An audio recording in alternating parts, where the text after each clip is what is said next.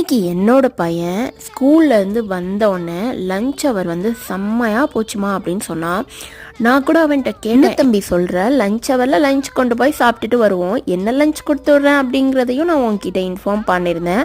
அதில் என்ன உனக்கு சம்திங் டிஃப்ரெண்ட்டாக நீ நோட் பண்ண அப்படின்னு சொல்லி நான் கேட்டப்போ தான் அவன் சொன்னான், இன்னைக்கு லஞ்ச் ஹவரில் நாங்கள் சாப்பிடவே இல்லைம்மா அப்படின்னு சொன்னான். எனக்கு இன்னமும் சாக்காயிடுச்சு. அப்போ என்னதான்டா பண்ணீங்க அப்படின்னு கேட்டப்போ தான் சொல்கிறான், லஞ்ச் ஹவரில் இன்னைக்கு ஃபுல்லாக டான்ஸ், மியூசிக், அப்புறம் க்ளோ பலூன்ஸு, அப்புறம் க்ளோ கிளிட்டர்ஸ் இதெல்லாம் வச்சு தான் நான் செலிப்ரேட் பண்ணோம் அப்படின்னு சொல்லி சொன்னான். ஹால் ஃபுல்லாக சாங் போட்டாங்களாங்க, அப்படியே தேட்டர் மாதிரி இருந்ததுமா அப்படிங்கிற மாதிரி சொன்னான்.